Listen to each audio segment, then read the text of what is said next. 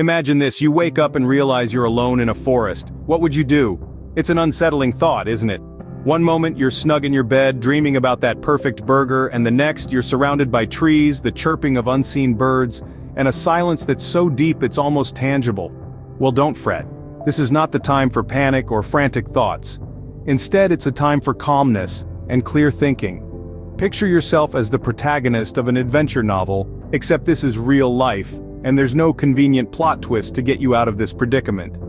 The initial moments of finding oneself alone in a forest can be overwhelming. Your heart pounds in your chest like a drum, your palms sweat, and your mind races with 1,000 thoughts. But remember, fear is only as deep as the mind allows. It's natural to feel scared, but it's essential not to let that fear control you. After all, the human spirit is incredibly resilient. You have more strength and resourcefulness within you than you might think. And with a few survival tips up your sleeve, you can turn this seemingly dire situation into a tale of endurance and resilience that you can tell your grandkids one day. So how do you survive in a forest all by yourself? Well, it's all about the basics. It's about finding water, building a shelter, locating food, and making a fire. These are the pillars of survival. Master these, and you might just turn out to be the next Bear Grylls.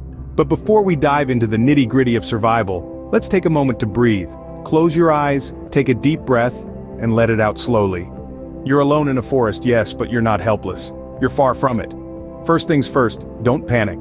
You might just be surprised what you're capable of. Thirsty already? The first rule of survival is staying hydrated. Now, you might think that's easy. You're in the forest, right? There's water everywhere. Well, not so fast, my friend. Not all water is created equal, and some of it can actually do more harm than good. Let's start with the basics. Ideally, you want to find a running water source. Think rivers, streams, or even a small babbling brook.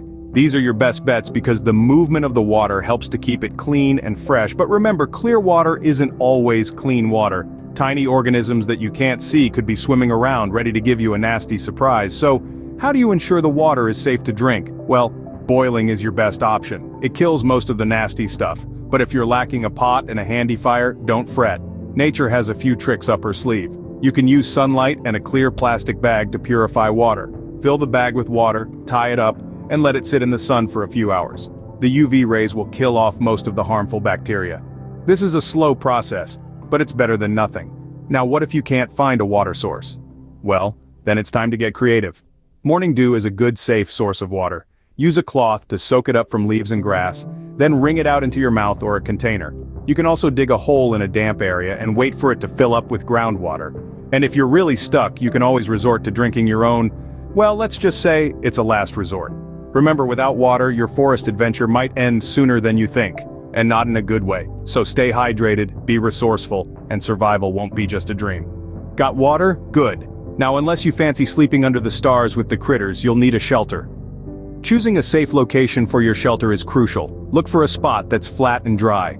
Avoid areas near water bodies as these tend to attract insects and animals. Stay clear of dead trees too. They may not look dangerous, but a gust of wind could send a branch crashing down. Now, let's talk materials.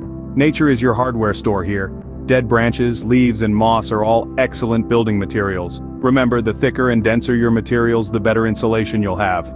Time to get down to business. The first step is to find a sturdy branch about twice your height. This will serve as your ridgepole, the backbone of your shelter.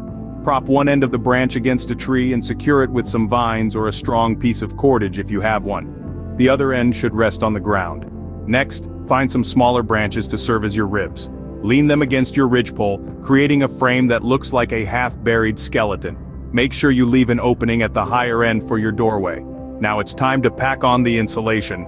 Pile on leaves, moss, or grass to create a thick layer over your frame. Start from the bottom and work your way up, like you're shingling a roof. This will help to shed water when it rains. Finally, block your doorway with some more branches or a pile of leaves. You can even build a small wall a few feet from the door to create a windbreak. Remember, your shelter doesn't have to be a palace. It just needs to keep you warm and dry.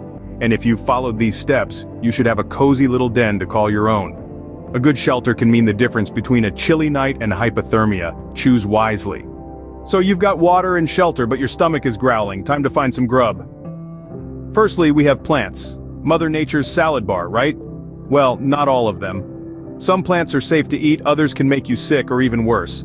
A good rule of thumb is to avoid plants with milky or discolored sap, plants with three-leaved growth patterns, and plants with shiny leaves or an almond scent. When in doubt, perform the universal edibility test. This involves separating the plant into its various parts: roots, stems, leaves, buds, and any fruits. Test only one piece at a time. Wait to see if there are any reactions before you chow down. Now let's move on to small animals. Setting traps can be an effective way to catch dinner, but remember, we're not trying to outsmart a Mensa member here. Keep it simple. A basic snare trap involves a noose that tightens around an animal's neck as it passes through. You can use shoelaces, vines, or strong grasses to make the noose. Place your traps in areas where you've noticed animal activity. Look for tracks, droppings, chewed or rubbed vegetation, nesting or roosting sites, feeding and watering areas, and lastly, insects. Yes, you heard me right. They're a good source of protein and they're everywhere. Try to aim for the non-biting, non-stinging ones. Grubs, earthworms, grasshoppers, and ants can be a good choice. Cook them if you can, to kill any parasites. Now I know what you're thinking. Insects? Really? But hey, in a survival situation, you can't afford to be picky. Plus, they might just surprise you. Some people even say that they taste like chicken. Remember, when in doubt, leave it out. Better a little hungry than poisoned, right? Now that you've got food, it'd be nice to cook it, wouldn't it? Let's make a fire. Our first step is gathering tinder. This can be dry grass, leaves, or bark. You want to find materials that catch fire easily, so the drier, the better. Next up is kindling. Kindling is slightly larger than tinder. It could be small twigs or branches. These will help the fire grow from the initial spark. Lastly, we need fuel wood. These are larger logs that will keep your fire burning for a long time. Now for the spark. You can use a variety of methods, from a flint and steel to the old-fashioned stick rubbing method. Once you've got a spark, gently blow on it to nurture it into a flame, and voila, you've got fire. A fire can cook your food, keep you warm, and signal for help. It's your best friend out here. So you've got water, shelter, food, and fire. You're practically a forest dweller now. Just remember, the difference between a day trip and a survival scenario is often a matter of perspective. Today, we've covered the basics of survival: finding a water source, building a shelter, sourcing food, and making fire. These are the 4 pillars that will keep you alive and kicking even when you're alone in the wilderness. But let's not forget about the most important survival tool you have: your brain. It's all about staying calm, using your wits, and making the most of what nature provides you. Did you ever think you'd be able to build a shelter out of leaves and branches? Or that you could find dinner crawling under a rock? Life in the forest can be full of surprises, but with the right knowledge, you can turn these surprises into survival strategies. Remember, survival isn't about strength or speed, it's about smarts and willpower. You've got this.